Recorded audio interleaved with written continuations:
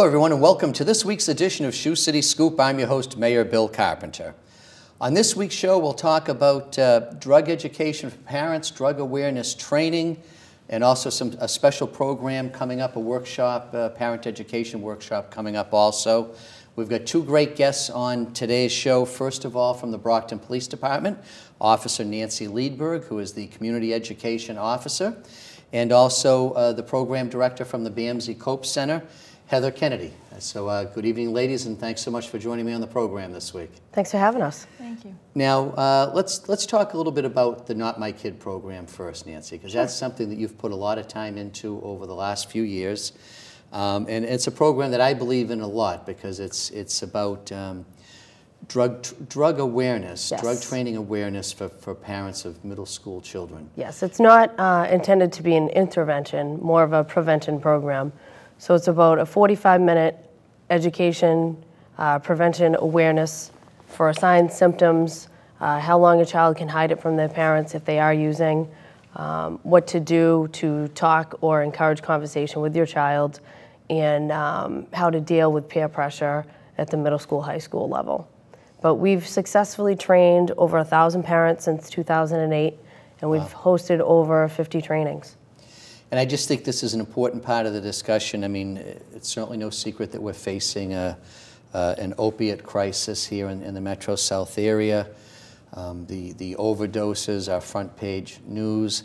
But I think it's important for us to put some of this focus on prevention and intervention. Yes. Long before we get to ever having to use Narcan. So Exactly. And I think it's, in terms of Not My Kid, I think what's great about it, I think for parents, it dispels some myths. I've sat through Sure. the presentation a few times, and perhaps you could touch on a couple of things that parents learn in one of your training sessions. Like typically, what's the average age that a young person might first experiment with drugs? The national average is 13 years old, so we try to recruit the parents to attend as the child's entering 5th or 6th grade. I think one of the first things we like to address is the stigma of drug use, and especially when it comes to opioids. I know that the Curtises do a good job with Deadly Silence, and I've been on their show before, but just trying to overcome that barrier of communication. So it is drug awareness, so we do cover all the new trends and things like that, but we also target, obviously, because of the epidemic, the opioid. And it's interesting, I mean, the title for the program is perfect, Not My Kid, because that's the trap every parent falls into. Yeah, they every say parent that believes that it doesn't apply to me. I know that there's a big problem with drugs and teenagers, but not my kid. That's right. It's everybody else's kid Right. that's doing the drugs, and they're going to, or cause my son or daughter to start. They say that parents usually underestimate their own child's use or abuse of drugs or alcohol, and overestimate their friends. Yeah. So. Yeah. And one of the things I really like about this program too is the fact that it's targeted at parents of middle school kids, 6th, 7th, and 8th graders. Yes. Because that really is the battleground. I mean, these are the ages that kids are making decisions, and there can be decisions about gang involvement, decisions Absolutely. about drug use. They're going to change the outcome of their life, and kids in the 6th and 7th grade are making those kinds of decisions. So I think parents really need to be informed as to the influences their kids are being exposed to, because your kids are going to be exposed to this stuff whether you like it or not. I absolutely agree. And the other factor is not just the hormones, but at that age they're so impulsive, and they really need to understand that one decision can affect all of their tomorrows. And you hit it too, that I think it's an age too of risk taking. I mean, that's, I think, how a lot of Without kids a have doubt. fallen in the trap, that they get excited about taking a risk and they have no idea how big this risk is that they're Absolutely. taking. Yeah. Now, I know one of the things you talk to parents about in the program is how to talk to your kids about drugs. Because I think some parents really struggle with that, Yeah. When I was a kid, your parents didn't want to talk to you about sex. Now your parents don't want to talk to you about drugs. Right. You get all the sex education on TV. I think one of the issues is how to make it age appropriate, because we say you should start, as soon as you start talking safety with your child about holding hands when you cross the street or looking both ways, you're already having a conversation about safety, and drugs should be kind of woven into, in an age-appropriate way, about maybe when you're taking medicine, why you take it, and how you take it, as prescribed, only as prescribed by a doctor, or if it's over the counter, as instructed on the label. But as they get older, I think kids have a tendency not to tell their parents because they're afraid of what trouble they'll be in and what consequences there'll be. And parents, I don't want to say it's just denial, but sometimes it's a little denial that they might be experimenting. And we try to sway away from saying experimenting. You're either using or you're not. But I think as the kid gets older, it's probably a good idea to ask open-ended questions about how many of your friends have you seen drunk or stoned, and when's the last time you saw them drunk or stoned? What's the most common drug that they've been exposed to? That kind of stuff. And it's, I think that there are a lot of things that are tough, I think, for parents to accept. And one of them is that their child may not tell them the truth about their drug use. Absolutely. And I think that's something that you talk about in the class also, as to, you know, how do you establish that? I know one part of the training, Nancy, is signs that parents might look for that their kids may be using drugs. Well, that's the tricky part. It has to be, it usually is more than one red flag, more than one sign. But when we're talking about entering middle school, we're also talking about hormones. So something that might look like typical teenage behavior might actually be a red flag for drug use. So you talk about mood swings, you talk about isolation, you talk about a different peer group, changes in grades, being anti-authority, all stuff that could be, you know, somewhat typical in the sense that now they're extremely hormonal and impulsive. And you got to kind of put that all together and see that there's a red flag in there somewhere. Yeah. And you know, it is, as a parent, I mean, it's easy to rationalize stuff away. I mean, you say, well, you know, the kids are all doing that. Well, when I was that age, that's right, you know. That's right. And a lot of parents will say that. They'll say, well, it's a rite of passage that they would experiment with marijuana. The THC in marijuana years ago was about 3%. Now it's upwards of 24, 25%. Right. They think that there's no consequences whatsoever, and they can, you know, smoke it outside of schools. So I think as far as marijuana use in juveniles, that's gone up, and I think it's created and will open the door to other issues.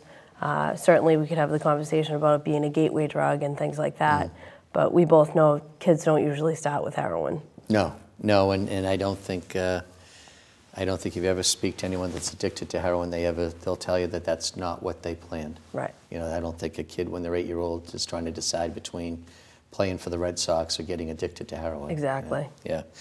You're watching Shoe City Scoop. I'm Mayor Bill Carpenter. Our two guests on the program this week, Nancy Leedberg is the Community Education Officer for the Brockton Police Department, and Heather Kennedy is the Program Director for the Cope Center, operated by BAMSI. And do we want to talk a little bit about the Cope Center also? Where do you want to go with this? We've got some parental training coming up. Yes, Heather usually assists us with talking to parents about Narcan, and that would be more of the intervention. Yeah. And then certainly we go into resources as well if somebody's struggling. Okay. One aspect of the Not My Kid presentation that's really unique is the distribution of home drug testing kits. Yes. Talk a little bit about that for a minute. Well, I think peer pressure is still peer pressure. So we have to give the kids something in order to have an out with their friends. So the introduction of the drug test kit, and whether or not a parent drug test is a very personal decision, but the hopes is they take the drug test kit home and talk to their child that they could randomly be screened. And if their friends ask them, they can say, I can't because I'm drug tested at home, and then their friends see the drug test kit at the house. So it's really designed to be, particularly for parents of kids of that age, you're looking at it as a deterrent. That Certainly. It might, if the kid is in a tough situation, to make a decision, it might give them the out to be able to take a pass on something that's being offered. That's what we hope, yeah. Yeah. But also, if they do decide to screen, we both know that the intervention of opioids, the sooner you get it, the better off you are. Right. But the drug test kit that we give out actually screens for 12 different, 5 illicit and 7 prescription. So we hope that if the parent uses it, that they know what they're going to do. God forbid there's a positive result. What about the availability of some of these prescription painkillers right in the family medicine cabinet?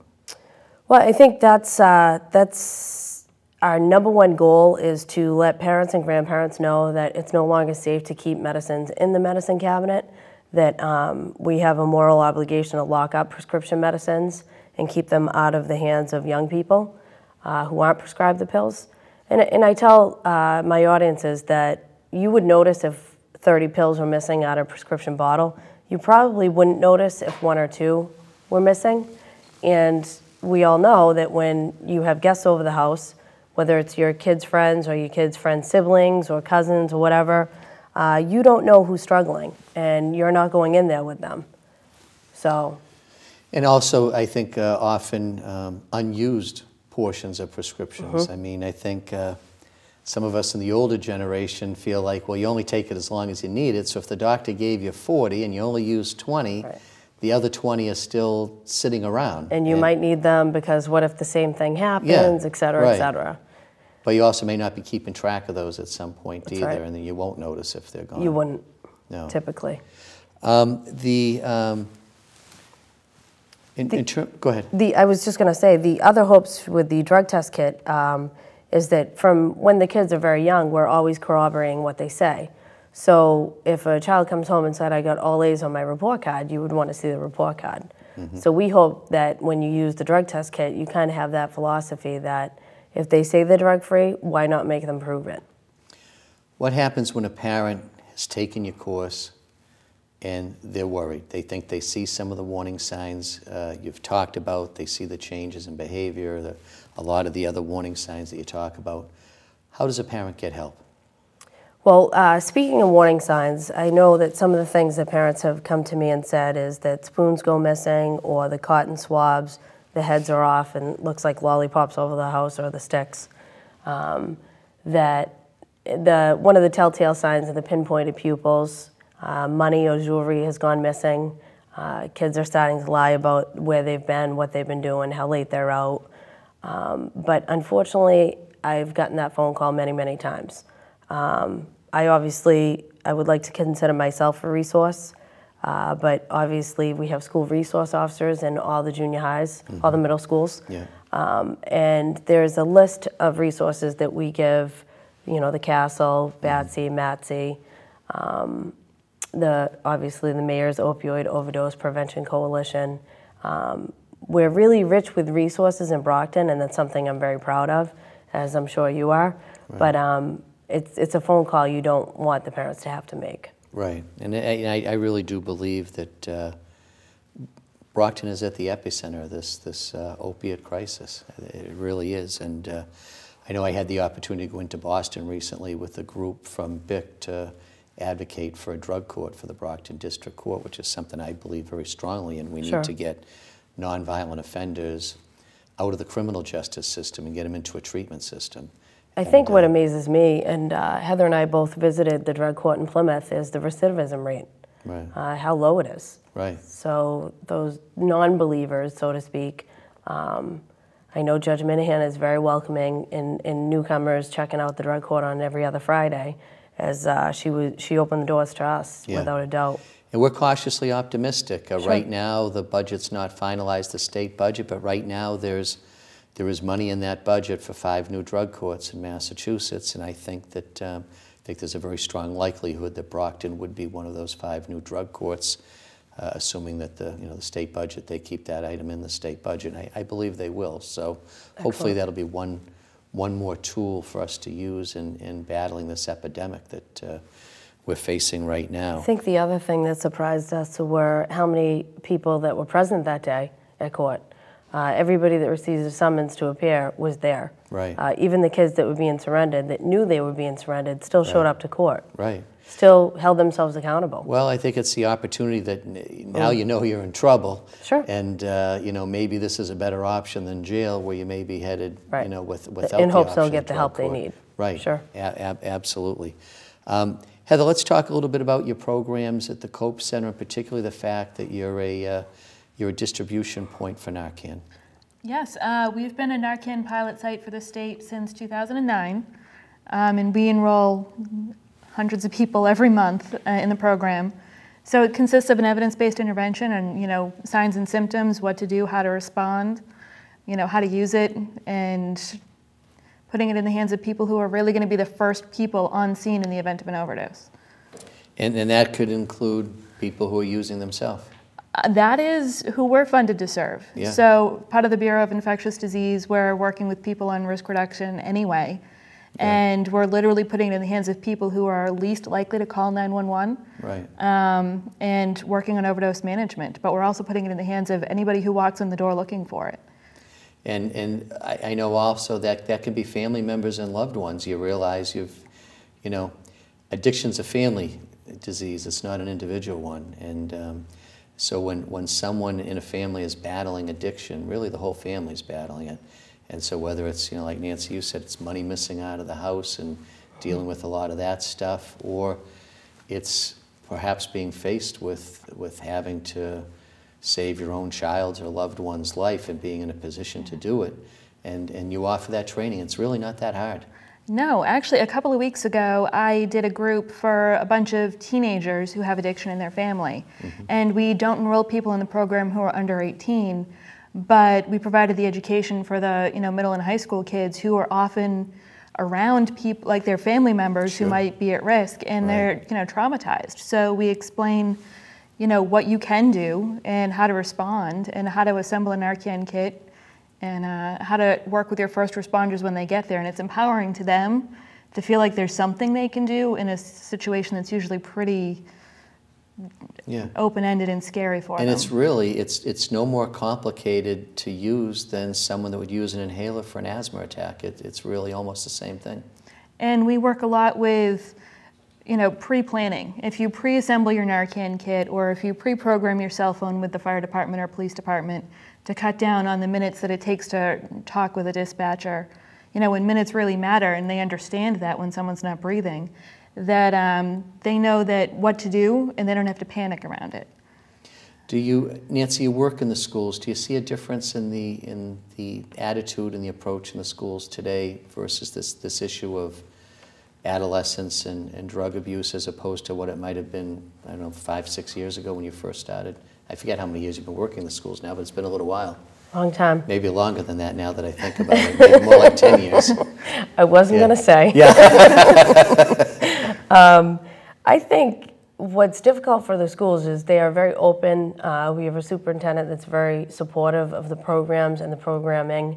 But what's different is there's less time for education because we're, MCAS, soon to be park driven, but all the extra stuff gets cut out. So when we talk about kids being happy and healthy, we're obviously talking about them being drug-free. But as far as the education goes, we've really cut back the hours that we have to educate them. Well, that's troubling. Yeah. Yeah, we don't have enough of the education. Plus, the current trends are always changing, so right. So it's a moving target for you, Nancy. Exactly. But that's something that we constantly try to keep up with when we educate the parents, so they know what to look for and what's out there and available. Now, I know also, we just have a few minutes left in this week's show. We've got some workshops coming up, some parent workshops coming up. Perhaps you could mention those briefly. Sure. I know I'm co-sponsoring Yes, them. you are. Yeah, there we go. The summer series is very similar to what Jane Froley, very awesome series that she does with Parents Academy. So we're just continuing it over the summer with Brockton's Promise Safe Places team, your office, and Operation Divinity from the police department. So we're doing 3 different workshops. The first is on discipline, setting limits, and preventing bullying, and that will be on June 23rd and 24th, and you can go to either event, so it's a Monday or a Tuesday night at 6 o'clock, and we hope to be done by 8. The second workshop is using social media safely and responsibly, and that's in July on the 21st or the 22nd. And the third workshop is what every parent needs to know, and that's offered once in August, on August 4th from 6 to 8. So some great sessions coming up. We hope that parents in the city will take advantage of the opportunity to hear from folks that can really help you. We can all use help in our families, and this is important information and skills that people can help you develop. We're also providing babysitting and serving dinner, and they can register. That'll get a few of the moms there just on that. Right? Yeah. They can register on Eventbrite. It's just brocktonpolice.eventbrite.com. Yeah. Well, I appreciate you guys coming on, and I just want to personally encourage parents of particularly 6th, 7th, and 8th graders. Officer Leedberg runs these Not My Kid programs on a regular basis in conjunction with the Brockton Public Schools. And it's a great education session that can really give you information that you're not going to find anyplace else. And we're on Facebook. And open your eyes. Yeah, so give a plug for your Facebook page. The Brockton Police Facebook page is Brockton Police Community Education, and we try to keep it up to date with current events for parents and families, so it's not just police-sponsored events. We're also on Twitter, and we have the new MyPD app that's flashing in the background. So if somebody has an iPhone or a Droid, any smartphone, they can download MyPD and just select Brockton and get notifications from us. Well, that's awesome, and all about using social media. Yes. And Heather, thanks so much for the work that you do at the Cope Center. I think one of the keys here that I hope the message we got across today is, there's been so much media coverage and publicity around the use of Narcan, the overdose crisis, lives that have been lost, lives that are being saved. The only place we're really going to win this battle is on the prevention end. And it's the way we stop people from dying of overdoses in their 30s is by preventing and intervening when they're in their teens. Yes. And getting them turned around before they've fallen into a life of addiction. So as much as we want to save lives today, I think that the real long-term solution is early intervention and prevention and giving positive messages to kids why not to use drugs in the first place. So I appreciate everything you do in that arena. And again, the Facebook page, Nancy, because so many people use Brockton the Facebook. Police Community Education. That's an awful long name for a Facebook I'm sorry. page. Yeah. It was before it was popular, trust me. Okay, all right. Well, Nancy Leedberg, Community Education Officer for the Brockton Police Department, Heather Kennedy from the Cope Center, operated by BAMSI. Thanks so much for spending some time with us here this week on Sioux City Scoop. And we'll be back next week. You can find our shows on YouTube at youtube.com/Mayor Bill Carpenter. And we also air each week on Channel 12 Comcast here in the City of Champions. That'll wrap up this week's show. I'm your host, Mayor Bill Carpenter. We'll see you next week on Sioux City Scoop.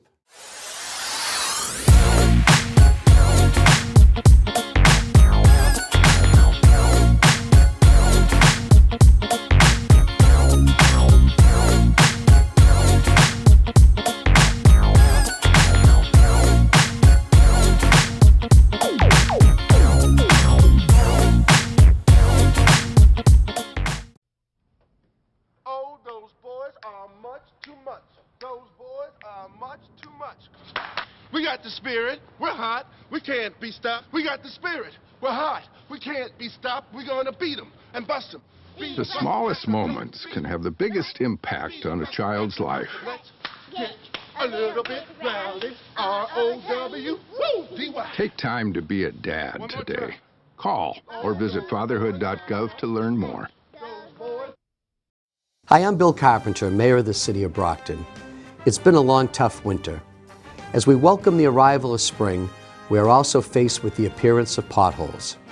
Due to the snow, ice, and freezing temperatures, this will be a particularly tough season. That's why I have established the Mayor's Pothole Hotline and the Mayor's Pothole Response Team. Residents can now report potholes directly to us by calling 508-897-1306.